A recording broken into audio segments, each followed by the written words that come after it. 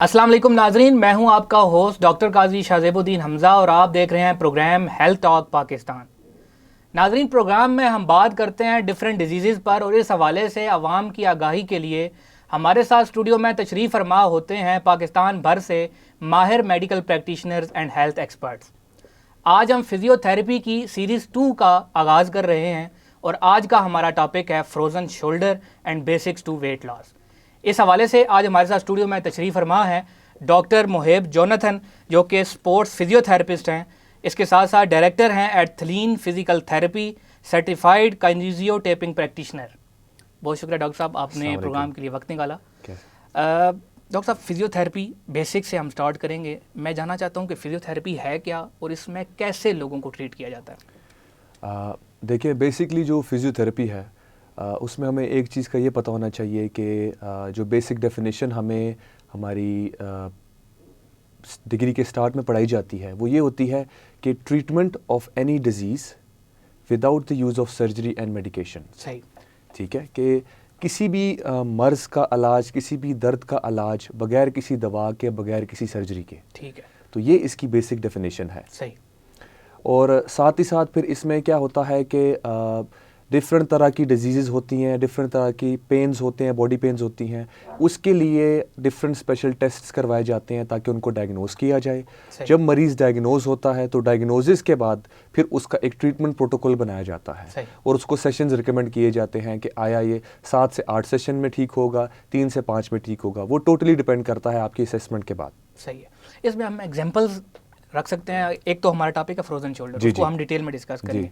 इसके अलावा किस तरह की डिजीज़ेज़ हैं जो फिजियोथेरेपी से मतलब इस बजरिया इलाज जो है ना हम उसको ट्रीट कर सकते हैं। देखिए, मैं एक बड़ी कॉमन एग्जांपल देता हूँ। आजकल आपने देखा होगा कि सबसे पहली जो चीज़ है बैक पेन। सही। बैक पेन पे बहुत से आपने शोज़ देखे होंगे, बहुत सी इस पे टॉक्स चली हैं, बहुत से लाइव सेशंस हुए हैं।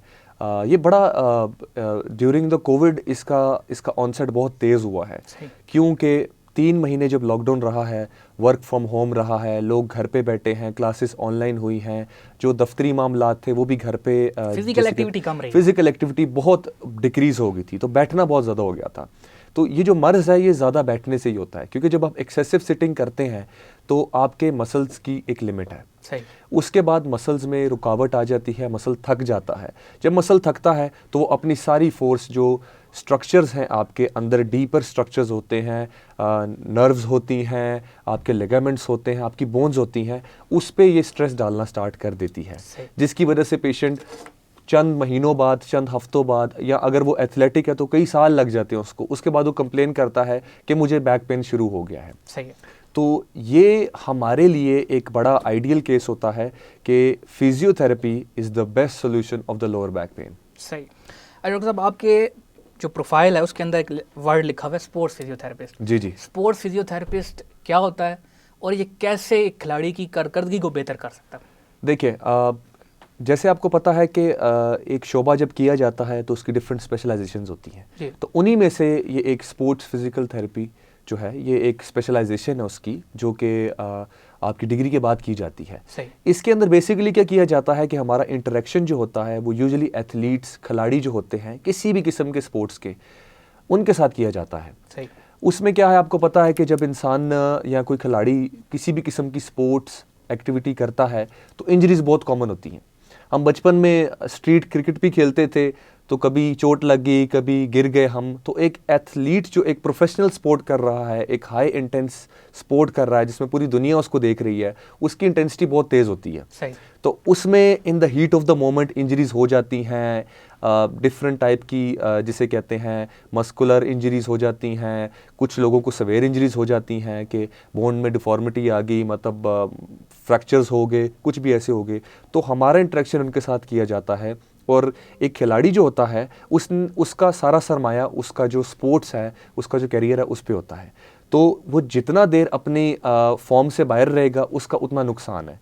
तो स्पोर्ट्स फिजिकल थेरेपिस्ट क्या करता है कि फ़र्ज़ करें एक खिलाड़ी की इंजरी हुई है, तो उसके बाद अगर डॉक्टर ने उसको 6 महीने का बेड रेस्ट दिया है तो हम बेसिकली क्या करते हैं कि अगर रिहैबिलिटेशन पहले दिन से स्टार्ट की जाती है तो उसका टाइम स्पेंड डिक्रीज हो जाता है कि वो जल्दी अपनी स्पोर्ट्स एक्टिविटी की तरफ वापस जा सकता है। क्या स्पोर्ट्स फिजियोथेरेपिस्ट जो है ये इंजरी के बाद ही काम करेगा, या उसकी जो परफॉर्मेंस है स्पोर्ट्स के अंदर वो बगैर इंजरी के भी उसके साथ काम किया जा सकता है? बिल्कुल, ये बड़ा अच्छा सवाल किया आपने, बल्कि कि जो आपने देखा है कि डिफरेंट स्पोर्ट्स जो एक्टिविटीज़ हैं उनमें डॉक्टर्स होते हैं, न्यूट्रिशनिस्ट होते हैं, फिजिकल ट्रेनर्स होते हैं और फिजियोथेरेपिस्ट भी होते हैं।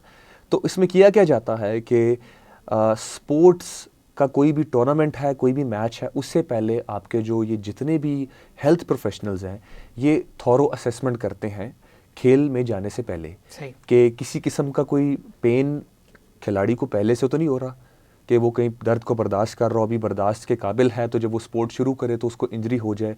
थॉरो असेसमेंट होती है जिसके अंदर स्पोर्ट से पहले वार्म अप होता है, स्ट्रेचिंग एक्सरसाइजेज होती हैं, और अगर किसी को पेन हो रहा है और इंजरी नहीं है और जिसे कहते हैं वो स्पोर्ट्स कंटिन्यू कर सकता है, तो कुछ जिसे कहते हैं सपोर्ट लगाई जाती है, नी बैंडेजेस लगा दिए जाते हैं, कुछ स्पेशल स्टॉकिंग्स हैं वो पहना दी जाती हैं, कैनिसियो टेप्स आपने देखा होगा, स्पोर्ट्स जो प्लेयर्स होते हैं उनको कुछ रंग बिरंगी टेप्स लगी होती हैं कि उस एरिया पे स्पोर्ट्स खेलते दौरान स्ट्रेस ना आए। तो बिल्कुल खेल से पहले भी, खेल के दौरान भी और इंजरी होने के बाद भी स्पोर्ट्स फिजिकल थेरेपिस्ट का बहुत ज़्यादा इंटरेक्शन और रोल होता है। सही। डॉक्टर साहब, आज का जो मेन टॉपिक है वो है फ्रोजन शोल्डर। जी। क्लास में भी हमने इकट्ठे पढ़ा था। जी जी। फ्रोजन शोल्डर या कंधे का जाम होना है क्या, और ये किस तरह के लोगों पे अफेक्ट करता है? देखिए, फ्रोजन शोल्डर मैं मेडिकल लैंग्वेज में नहीं बताऊंगा क्योंकि हमें बहुत से लोग ऐसे देखेंगे, तो मैं बड़ी लेमन टर्मिनोलॉजीज यूज करूंगा कि आसान लफ्ज़ों में हर बंदा समझ सके। एग्जैक्टली। तो फ्रोजन शोल्डर जैसे आपको नाम से जाहिर हो रहा है कि फ्रोजन शोल्डर एक चीज़ का अकड़ाव, ठीक है, एक चीज़ सख्त हुई हुई है। तो फ्रोजन शोल्डर क्या होता है कि इसमें बेसिकली जो आपका जॉइंट होता है, ठीक है, जोड़ा होता है, क्योंकि जो शोल्डर जॉइंट है, अगर मैं थोड़ी सी डेमोन्स्ट्रेशन दूं आपको, तो जो शोल्डर जॉइंट है आपका वो एक इस तरह का कैप्सूल है, इस टाइप का, ठीक। इसके अंदर ये जो आपकी ये वाली ह्यूमरस बोन है, ठीक है, ये आके ऐसे लगती है। अब इसकी सपोर्ट प्रोवाइड करते हैं डिफरेंट स्ट्रक्चर्स। सबसे पहले इसमें फ्लूइड्स होते हैं, लिगामेंट्स होते हैं, लेब्रम्स होते हैं जो कि इसको बेसिकली इंटैक्ट रखते हैं। फर्दर सपोर्ट प्रोवाइड करने के लिए इसके ऊपर मसल्स होते हैं हमारे, ठीक है। अब ये जो जॉइंट है, ये जॉइंट ऐसा है ना कि इस पे इंजरी होना बहुत इजी होता है, बिकॉज ये आप जैसे देख सकते हैं कि ये पूरी तरह से इन्फ्यूज ऐसे नहीं होता, ये डिफरेंट स्ट्रक्चर के साथ एक इस पोजिशन में जाता है, ठीक। तो फ्रोजन शोल्डर में होता क्या है कि इसकी बेसिकली दो टाइप्स है, एक प्राइमरी है, एक सेकेंडरी है। जो प्राइमरी टाइप है उसका कोई रीज़न नहीं होता, वो इडियोपैथिक होती है। वो किसी भी रीज़न की वजह से ऑनसेट उसका हो सकता है कि एक इंसान सो रहा है, सो के उठा है या एक्टिविटी करके आया है, उसको पेन स्टार्ट होगी और उसको नहीं पता कि मुझे क्यों स्टार्ट हुई है। दूसरी चीज़ होती है सेकेंडरी। सेकेंडरी में क्या होता है कि सेकेंडरी में diabetes, stroke, rotator cuff tears, cardiovascular disease जो भी हैं, इनकी वजह से, क्योंकि ये बेसिकली फ्रोजन शोल्डर की कॉज नहीं है, बट इनकी कॉज सेकेंडरी है कि इन डिजीजेस की वजह से फ्रोजन शोल्डर हो जाता है। सही। तो उसमें क्या होता है कि सबसे पहले जो कैप्सूल है उसके ऊपर कुछ स्ट्रेस फोर्सेस आना शुरू हो जाती हैं। वो या वीकनेसेस की वजह से हैं, या पट्ठों की कमज़ोरी की वजह से हैं, या इंस्टेबिलिटी की वजह से है, कोई इंजरी की वजह से है। डायबिटीज़ में बहुत कॉमन है ये, 20% जो डायबिटिक पेशेंट होते हैं उनमें फ्रोजन शोल्डर बहुत कॉमन होता है, ठीक है। तो उनमें सबसे पहले स्ट्रक्चर्स अफेक्ट होना स्टार्ट होते हैं, ठीक है। फिर आपको अंदाज़ा है कि जब इंसान दर्द में होता है तो वो उस चीज़ को मूव नहीं करता, उसकी कोशिश होती है कि वो एक उधर ही रहे, वो मूवमेंट ना करे। जब वो मूवमेंट नहीं करता तो वक्तन फ़वक्तन वो चीज़ एक जगह पे स्टक होना शुरू हो जाती है। क्यों? क्योंकि जो आपके पट्टे हैं उनमें एक लचक है, ठीक है। तभी कहते हैं स्ट्रेचिंग करवानी चाहिए। आपने कभी देखा होगा जब इंसान रात को सो जाता है और कभी किसी एक पोजीशन में उसका बाजू रहे सारी रात, सुबह उठता है तो बड़ी तकलीफदेह मूवमेंट होती है और आपसे जोर डाला नहीं जाता, हाथ सुन्न हुआ होता है। तो आप ये इमेजिन कर सकते हैं कि एक जॉइंट की ये नॉर्मल पोजीशन नहीं है, लेकिन वो काफ़ी अरसे से एक पोजीशन में रहा है, तो उसके अंदर डेफिनेटली माइक्रो ट्रॉमास, कोई बड़े माइक्रो लेवल पे डैमेजेस चलते रहेंगे। तो वो एक वास्ट मेजॉरिटी अफेक्ट स्ट्रक्चर्स पे देंगे, जिसकी वजह से आहिस्ता आहिस्ता उसकी रेंजेस अफेक्ट होना शुरू हो जाएंगी। अब इसको टेस्ट करने के लिए अगर कोई डॉक्टर के पास नहीं जा रहा, क्योंकि इंसान सबसे पहले अपनी हिकमत को इस्तेमाल करता है कि खुद ही ठीक हो जाएगा, खुद ही ठीक हो जाएगा, मैं रेस्ट करता हूँ, टकोर देता हूँ, पैनाडोल खा लेता हूँ, जब उसके जिसे कहते हैं पौंछ से बात दूर जाएगी, डिक्लोरान का टीका लगा देगा कि शायद इधर ठीक हो जाएगा। ऐसे ही ठीक है, तो इसको देखने के लिए 3 टेस्ट किए जाते हैं। एक एप्ली स्क्रैच टेस्ट किया जाता है, जिसके अंदर आप अपने हाथ को पीछे लेके जाते हैं और इसको स्क्रैच करते हैं। ठीक है, पहला ये। दूसरा आप क्या करते हैं कि अपनी बैक पॉकेट के अंदर हाथ डालते हैं। ठीक है, तो जिसे कहते हैं आप बेसिकली शोल्डर पे जितनी मूवमेंट हो सकती है ना, वो आप करवाते हैं। अच्छा, अगर ये टेस्ट हम करते हैं तो इससे कैसे पता लग सकता है कि ये फ्रोजन शोल्डर है या नहीं है? बेसिकली आप इसका बेहतरीन हल ये है कि आप कंपेयर करें जिसमें पेनफुल है और जो ठीक है। जब आप ये टेस्ट करेंगे तो जो अफेक्टेड साइड है उस पे आप थोड़ी रुकावट फील करेंगे कि इस पे मेरा एक्स्ट्रा एफर्ट लग रही है, मेरा एक्स्ट्रा जोर लग रहा है, कि मेरी बॉडी को एक्स्ट्रा जोर लगाना पड़ रहा है कि इस एक्टिविटी को करूं। या अगर आप कॉम्ब कर रहे हैं तो ऐसी मूवमेंट होती है शोल्डर कैप्सूल पे। ठीक है, तो कॉम्बिंग के दौरान जिसे कहते हैं अगर आपको रुकावट हो रही है तो उसका बेस्ट हल है कि अगर आप ठीक आर्म को अपने अफेक्टेड आर्म के साथ कंपेयर करेंगे तो आपको बेहतरीन रिजल्ट मिलेंगे कि इसमें आया 19-20 का फ़र्क है या इसमें कोई बहुत प्रोफाउंड चेंज आना शुरू हो गया है। तो तब आप कंसर्न हो जाते हैं, तब अपने जो कोई भी हेल्थ प्रोफेशनल है, कोई भी डॉक्टर है, उससे कंसल्ट किया जा सकता है कि अब मैं इससे अफेक्टेड हूँ। तब आप कह सकते हैं कि मुझे फ्रोजन शोल्डर की जिसे कहते हैं सिम्टम स्टार्ट हो गए हैं। डॉक्टर साहब, before going into the treatment, मैं ये चाहूँगा कि आप प्रिकॉशंस के बारे में बता दें ताकि ये बीमारी हो ही ना। प्रिकॉशंस के ऊपर हम ज़रा बात अच्छा सर, सबसे पहली चीज़ प्रिकॉशन से पहले मैं बताऊंगा कि इसकी 3 स्टेजेस हैं। ठीक है, एक है फ्रीजिंग, एक है फ्रोज़न, एक है थॉइंग। अब ये कंडीशन बताने का मकसद क्यों है मेरा कि देखें, दुनिया में हर चीज़ का इलाज है, हर चीज़ का इलाज है। ठीक है, लेकिन जो क्यों ऐसा होता है कि आपने अक्सर मरीज़ देखे होंगे, आपके नेटवर्क में, हमारे नेटवर्क में होता है, मैंने ट्रीटमेंट इधर से कराया, मैंने उधर से कराया, मुझे कोई फ़र्क नहीं आया। ऐसे ही। ठीक है, ये चीज़ बड़ी कॉमन होती है। वो क्यों चीज़ हो रही होती है कि करेक्ट डायग्नोसिस नहीं हो रही होती कि आया ये मसला की कॉज क्या है और क्यों हो रही है। सही। देखें, आप ट्रीटमेंट तो दे देंगे, लेकिन अगर आपने डायग्नोसिस ही नहीं ठीक की तो हो सकता है वो ट्रीटमेंट उसके लिए इतना बेनिफिशियल ना हो सकता है 20% चेंज आ जाए उसको, बट वो जो चेंज वो चाह रहा है वो उसको ना आए। उसके लिए डायग्नोसिस का होना बहुत ज़रूरी है। तो ये जो 3 फेजेज़ हैं, इनका इंसान की नॉलेज में आना बहुत ज़रूरी है कि जो आपका फ्रीजिंग फेज़ होता है उसके अंदर एक्सट्रीम पेन होता है। सही। ठीक है, और इसका बेहतरीन जिसे कहते हैं तरीक़ाकार इसको असेस करने का ये है कि नाइट पेन्स भी होता है, कि कोई मूवमेंट आपको आरामदेह नहीं होती, कि आप बाजू को जिस डायरेक्शन में लेके जाएंगे दर्द आपको रहेगा। आया आप सोएंगे, आपकी स्लीप डिस्टर्ब हो गई, आपको सोते सोते जाग आ जाएगी, शोल्डर में पेन होगी, तो वो आप असेस कर सकते हैं कि अब मेरा काम शुरू हो चुका है। वो बड़ी इनिशियल स्टेजेस होते हैं कि जो फ्यू वीक्स या इनिशियल मंथ, जो मंथ और 2 होता है ना, उसके अंदर अंदर के टाइम स्पैन में ये चीज़ होती है। दूसरी चीज़ आती है फ्रोज़न। फ्रोज़न में फिर क्या होता है कि इसमें नाइट पेन्स तो ख़त्म हो जाते हैं आपके, बट जो एक्सट्रीम रेंजेस हैं, लाइक एक आपकी फंक्शनल रेंज होती है, ये मैंने मोबाइल उठाया और मैं मोबाइल यूज़ करना शुरू हो गया, सही। ये मैं लिखना शुरू हो गया, ये मैं लैपटॉप यूज़ करना शुरू हो गया, ये मेरी फंक्शनल रेंज है। ठीक है, जिसमें मैं अपने डेली एक्टिविटीज़, डेली काम करता हूँ। एक होता है एक्सट्रीम रेंजेस कि आप अपने बाजू को पूरी इस डायरेक्शन में लेके जाएं। अब ये मेरी फंक्शनल रेंज नहीं है कि मैं सारा दिन इस पोजीशन में अपने हाथ को नहीं लेके जाता। ठीक है, ये मेरी फंक्शनल रेंज नहीं है। तो एक्सट्रीम रेंजेस में फ्रोज़न का जो फेज़ है उसके अंदर पेन होना शुरू हो जाता है। ठीक है, कि नॉर्मल फंक्शन में इतना खास नहीं होता, बट जब आप एक्सट्रीम रेंजेस में जाते हैं उसके अंदर पेन, तो उसके अंदर पेन आना शुरू हो जाता है। ठीक है। फिर होता है थर्ड। अब थर्ड में क्या होता है कि इसको थॉइंग कहते हैं हम।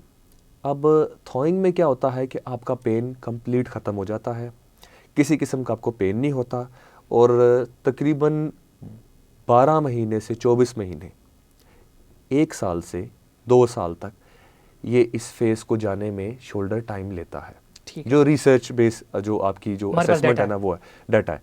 तो उसमें क्या होता है कि आपको एक्सट्रीम रेंज पे, किसी किस्म पे, एंड रेंज पे पेन नहीं होता, बट आपका जो शोल्डर है वो लॉक हो जाता है। लाइक मैं इस तरह लेके जाऊंगा, इससे ऊपर नहीं जाएगा, ठीक है। मेरा जो थेरेपिस्ट है वो जोर लगाएगा, नहीं जाएगा, लेकिन मुझे पेन नहीं होगा। तो क्या कहा जा सकता है कि इस फेज़ के अंदर हमारी फंक्शनल एक्टिविटीज़ जो हैं वो भी मुतासर हो जाती हैं? बिल्कुल 100%। ये वो फेज़ होता है जिसमें आपकी फंक्शनल एक्टिविटीज़ मुतासिर हो जाती हैं, क्योंकि आप बहुत सी एक्टिविटीज़ हैं, जैसे ये मोस्टली ख़वातीन में बहुत कॉमन है, तो मैं उनकी एग्जांपल दूंगा कि ख़वातीन यूजुअली जब किचन में उनका टाइम बहुत ज़्यादा गुजरता है, ऐसे ही तो बर्तन उठाना, कोई मसाला ऊपर रखा हुआ है उसको, तो वो यूजुअली इन रेंजेस का इस्तेमाल करती हैं, सही, ठीक है। तो उनमें ये चीज़ बहुत अफेक्ट होती है और उनको बड़ा चेंज नज़र आता है कि पहले वो एक हांडी बनाते हुए वो जो जिसे कहते हैं उसको मिक्सिंग उसकी या कुछ काटते वक्त कुछ भी, तो उसके अंदर कोई मसला नहीं आ रहा था, लेकिन अब जो है अब वो आना start शुरू हो चुका गया है।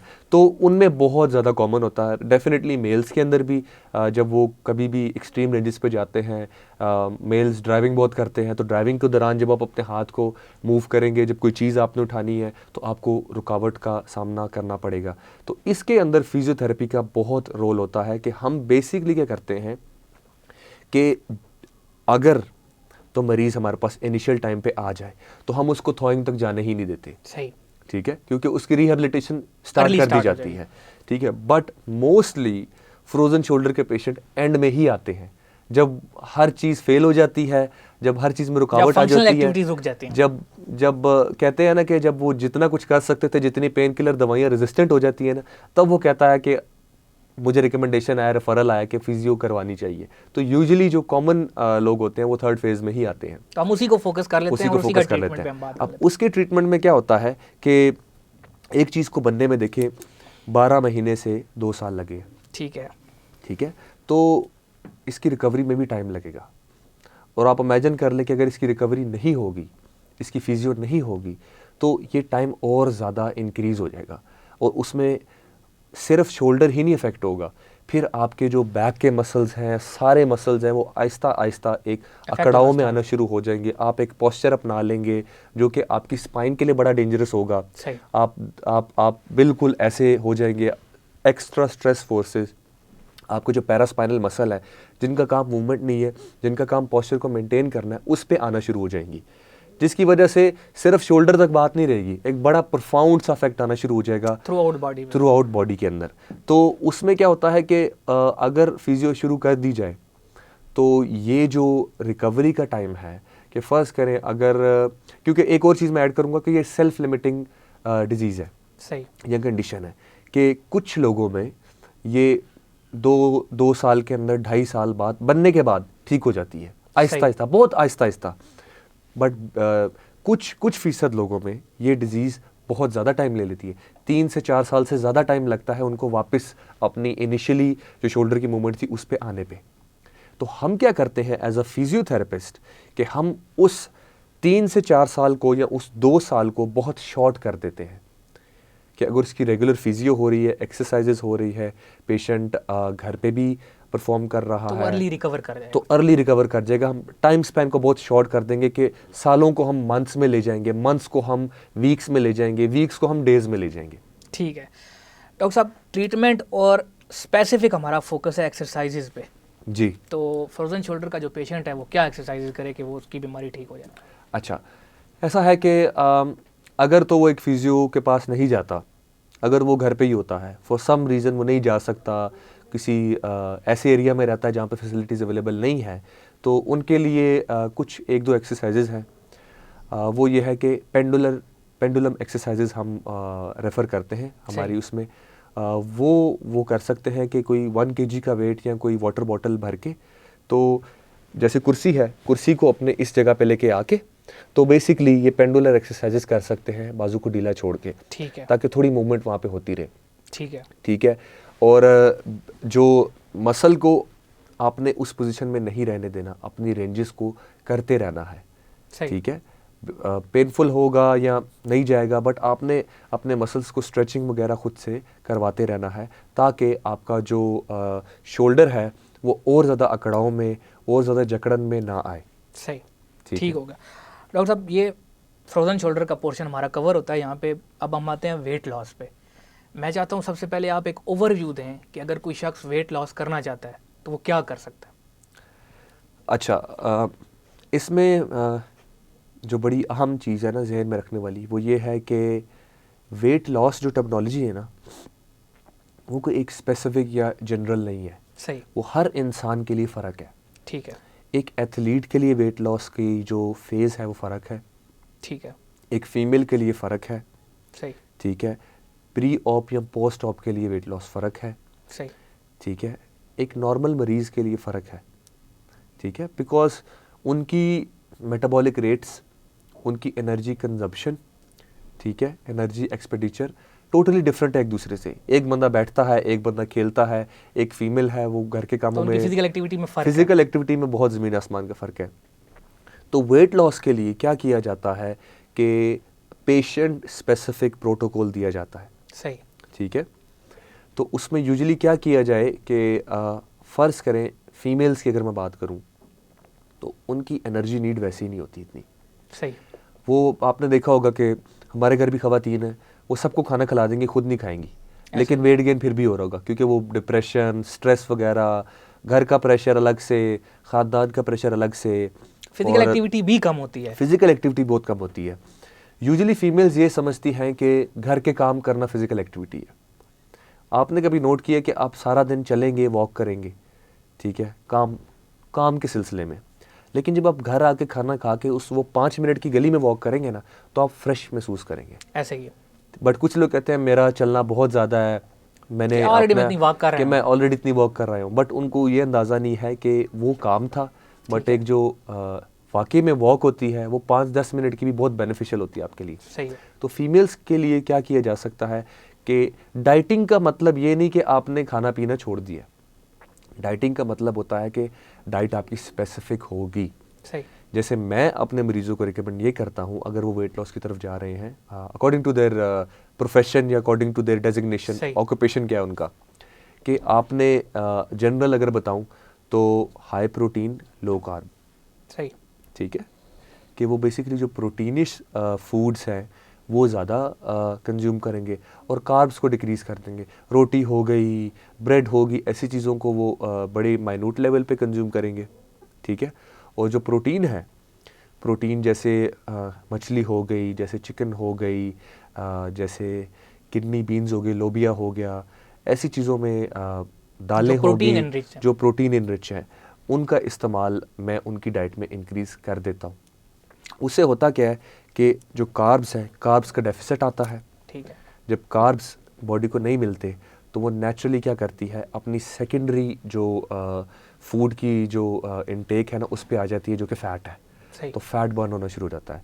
और इसके साथ साथ जब वॉक और एक्सरसाइज बड़े बेसिक लेवल पे फीमेल्स करती हैं तो with in weeks, few months अगर वो अपनी डाइट और अपनी एक्सरसाइज के डेडिकेटेड रहती हैं तो बड़े अच्छे रिजल्ट्स मिलते हैं। अच्छा डॉक्टर साहब, हम जब भी वेट लॉस की बात करते हैं तो हमारे पास या तो ये आता है कि एक्सरसाइज, या आता है हमारी डाइट। तो इसके अलावा क्या और भी कोई फैक्टर है जिसको हम बेहतर करके मज़ीद वेट लॉस को बेहतर बनाया जा सकता है? जी जी बिल्कुल। देखिए, डाइट और आपकी एक्सरसाइज, ये तो एक बड़े प्राइमरी सी चीज़ें हैं। जब वेट लॉस में आता है तो इंसान के जहन में ऑलरेडी ये 2 चीज़ें होती हैं। एक बंदे जिसने कभी किया भी ना, उसके जहन में होता है मैंने डाइट और एक्सरसाइज शुरू करनी है। ऐसे ही। इसके साथ साथ आपकी जो डेली एक्टिविटीज़ हैं वो बहुत बिग रोल प्ले करती हैं। जैसे कि आपका काम, आपके काम की क्या नौयत है, जैसे आपकी स्लीप साइकिल कैसे है, सही सही, आपका लाइफस्टाइल हेल्दी है, ठीक है, यानी कि आप एक जो जिसे कहते हैं रिकमेंडेड अमाउंट ऑफ स्लीप है वो आप ले रहे हैं या नहीं ले रहे। सही। तो बड़े छोटे, देखिए डिटेल्स सबसे पहले इंसान चेंज करता है तो एक प्रोफाउंड इफेक्ट आता है। ठीक है। तो ये जब छोटी छोटी लाइफस्टाइल को वो चेंज करता है, फिर एक्सरसाइज की टाइमिंग्स बहुत बिग रोल प्ले करती हैं। सही। कि कौन सी टाइमलाइन में आप एक्सरसाइजेस कर रहे हैं।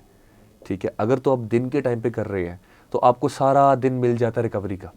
ठीक है। क्योंकि आप सुबह उठे, आप फ्रेश फील किया, आपने एक्सरसाइज की, एक्सरसाइज करके बॉडी वार्म अप हुई, फिर आपको भूख लगी, आपने खाना खाया और खाना भी आपने हेल्दी खाया।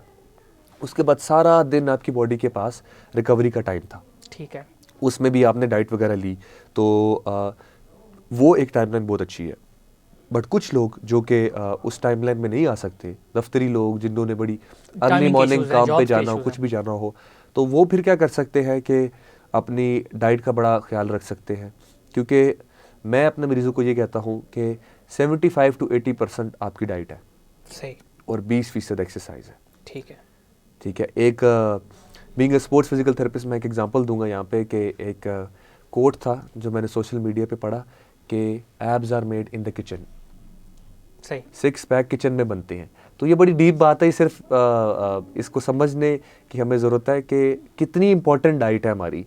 कि हम कहते तो हम एक्सरसाइज करूँगा तो मेरे ये अचीव हो जाएगा, वेट लॉस हो जाएगा और जिसे कहते हैं मसल स्ट्रॉन्ग हो जाएंगे, बट डाइट का इतना बड़ा रोल है कि आप किचन में क्या कर रहे हैं, आपकी डाइट में कौन सी चीज़ें हैं, वो बहुत ही ड्रास्टिक इफेक्ट लेके आती हैं और बहुत ही मेजर रोल प्ले करती हैं आपकी वेट लॉस में, स्ट्रेंथ बिल्डिंग में और एंड्योरेंस में। ठीक हो गया। डॉक्टर साहब, कुछ सोशल मीडिया के क्वेश्चन हमारे पास जी, हैं, जी। तो मैं चाहता हूं कि आप उसके आंसर दे दें। इफ्तिखार हुसैन कहते हैं कि पिछले 3 माह से मैं फ्रोजन शोल्डर का इलाज बजरिया फिजियोथेरेपी करवा रहा हूँ, जी जी। लेकिन अलामात वैसी की वासी हैं, क्या मुझे मज़ीद इंतज़ार करना चाहिए या सर्जरी की तरफ जाना चाहिए? अच्छा, देखिए इनके लिए मैं एक चीज़ इनको रिकमेंड यही करूँगा कि सर्जरी जो है, सर्जरी अगर तो आप अपनी एक्टिविटीज़ कर रहे हैं और इतना बहुत ज़्यादा इशू नहीं है, सही, ठीक है, यानी कि ऐसी स्टेज आ गई है कि आपका जॉइंट लॉक है, उसमें हड्डियां भुर चुकी हैं, आर्थराइटिक चेंजिंग भी आ गई है, सिर्फ बात स्ट्रक्चर्स तक नहीं रही बल्कि जो बोन्स है आपकी वो भी डैमेज होना शुरू हो गई हैं, ठीक है, तो वो एक अलग इशू है, लेकिन वो बहुत रेयर केस है। सही, यूजुअली जो पॉपुलेशन होती है वो एक बड़ी एक डायनामिक से फेज़ में होती है कि वो यूजुअली इससे लिव कर रही होती है, उनके लिए सर्जरी बिल्कुल रिकमेंडेड नहीं है। ठीक है, उनको ये चाहिए कि सबसे पहले तो उनका जिस फेज़ में वो लाई कर रहे हैं उसका पता होना बहुत ज़रूरी है, क्योंकि हर फेज़ का ट्रीटमेंट प्रोटोकॉल फ़र्क है। सही, ठीक है, कुछ ट्रीटमेंट में हम खाली मोडालिटीज़ करते हैं और एक्सरसाइज हम बहुत ही कम या माइन्यूट लेवल पे या ना होने के बराबर रखते हैं। ठीक है, कुछ फेजेस में हम एक्सरसाइजेस पे फोकस ज़्यादा करते हैं और कुछ फेजेस में हम सिंपल मोबिलाइजेशंस पे जाते हैं। ठीक है, थ्रस्ट टेक्निक्स होती हैं, उनको किया जाता है। तो ये सर्जरी की तरफ बिल्कुल भी ना जाएं। ठीक है, पेन किलर्स और ये इलाज नहीं, ये वक्ती इलाज है सिर्फ। तो ये किसी अच्छे फिजियोथेरेपिस्ट को दोबारा से चेक करवाएं, अपनी थॉरो असेसमेंट करवाएं दोबारा से।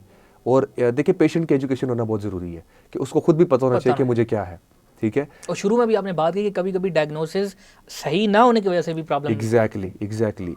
तो इनके लिए मैं ये रिकमेंड करूँगा कि ये अच्छे फिजियोथेरेपिस्ट को कंसल्ट करें और ये बिल्कुल ट्रीटेबल है। सही है। इन्होंने सिर्फ अपनी कुछ लाइफस्टाइल को चेंज करना है और फिजियो सेशंस जारी रहेंगे। आफ्टर द डायग्नोसिस इनका ट्रीटमेंट प्लान अच्छे तौर पे बनाया जाएगा और he can recover in matter of few weeks and few months. ठीक हो गया। डॉक्टर साहब, मोहम्मद जिब्रान कहते हैं कि वज़न कम करने के लिए जिम शुरू की, जी जी। डाइट का भी ख्याल करता हूँ, पहले कुछ वज़न कम हुआ लेकिन बाद में वज़न कम होना बिल्कुल ना होने के बराबर हो गया, इसकी क्या वजह हो सकती है? अच्छा, ये बड़ी कॉमन डिबेट है, हम सुनते हैं कि मैंने लगाई एक्सरसाइज, थोड़ा सा फ़र्क आया, मेरे साथ खुद ऐसा हुआ है। एग्जैक्टली। तो ये बड़ा कॉमन सा केस है। अच्छा सर, इसमें पता क्या होता है कि इसमें एक चीज़ होता है कि इनिशियल टाइम पे जब आप एक्सरसाइज लगाते हैं, ठीक है, तो आपकी बॉडी स्ट्रेस में जाती है कि उसने एक्सरसाइज नहीं की होती, तो वो एक बड़ा एक जिसे कहते हैं नहीं, शॉक मिलता है बॉडी को, तो वो बर्निंग और वो प्रोसेस तेज़ हो जाते हैं। फिर एक टाइम आता है कि बॉडी का स्टेमिना ऐसे बन जाता है कि वो उस एक्सरसाइजेस की आदी हो जाती है और एक प्लेटू सा अचीव हो जाता है। ठीक है। अब उस प्लेटू को ब्रेक करने के लिए मैं यूजुअली रिकमेंड क्या करता हूँ या मैं यूजुअली प्रैक्टिस क्या करता हूँ, वो ये है कि डिफरेंस ऑफ एक्सरसाइजेस, एक ही एक्सरसाइज को नहीं लगाना। ठीक है। देखिए, हर मसल को हिट करने की बेतहाशा हज़ारों एक्सरसाइजेस हैं, हज़ारों एंगल्स हैं। आप डिफरेंट एक्सरसाइजेस चेंज करते रहे हर 2 हफ्ते बाद, तो आपके मसल का रिस्पॉन्स चेंज हो जाएगा कंप्लीटली।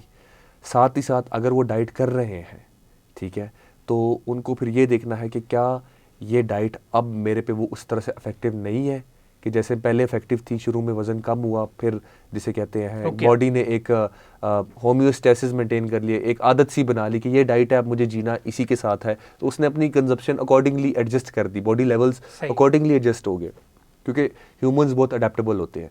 अब मैं 3 टाइम के खाने खाए बगैर नहीं रह सकता, और मेरे सामने कुछ लोग दोस्त यार है जो दिन में 1 टाइम का खाना खाते हैं, या ऐसे दिन ही में 2 टाइम का खाना खाते हैं, पर्सन टू पर्सन वेरी कर रहा होता है। वो बॉडी आदी हो जाती है उनकी। तो बेसिकली डायनामिक्स लाना बहुत ज़रूरी है कि डाइट की चेंजिंग, एक्सरसाइज की चेंजिंग, उसको करने से इनके रिजल्ट्स बहुत अच्छे आएंगे और बॉडी कंटिन्यूसली शॉक में जाती रहेगी और बॉडी कंटिन्यूसली रिस्पॉन्स करती रहेगी। इसके लिए एक और चीज़ होती है कि एक स्टबन फैट का टाइम आता है जिसमें फ़ैट स्टबन होता है। उसके अंदर क्या होता है कि जो बेबी फैट होता है या दूसरा फैट होता है वो तो लूज़ हो जाता है, लेकिन आपने देखा होगा एक टाइम स्पैन ऐसा आता है जिसमें वो फैट एक्सरसाइजेज लगाने से भी जा नहीं रहा होता। उसके लिए एक बड़ी अच्छी और एक बड़ी जदीद टेक्निक है, वो हम करते हैं शॉक वेव थेरेपी। सही, ठीक, shock wave therapy weight loss के अंदर, इवन फ्रोज़न शोल्डर के अंदर इसके बहुत ही अच्छे इफेक्ट हैं। बट ये दुनिया में यूज़ की जा रही है, बट इट्स वेरी रेयर, हर कोई नहीं यूज़ करता। इवन मुल्क पाकिस्तान में भी आपने सुना नहीं होगा इसके बारे में, या शायद सुना होगा तो देखा नहीं होगा आपने इसके बारे में। बहुत कम इसको प्रैक्टिस किया जाता है और रिसर्च और एविडेंस भरा पड़ा है कि ये बोनी इश्यूज़ में, मस्कुलर सॉफ्ट टिश्यू इंजरीज़ में इसका बहुत बिग रोल होता है। और इवन जो फैट है, फैट के लॉस में भी इसका बहुत रोल होता है। कैसे होता है रोल कि बेसिकली वो जो फैट बर्न नहीं हो रहा ना, वो बेसिकली बिग पार्टिकल्स हैं जो वहाँ पे जमा हो चुके हैं। जैसे डिसप्रपोर्शनेट फैट देखा होगा कि एक बड़ा प्रोपोर्शनल सा फैट होता है।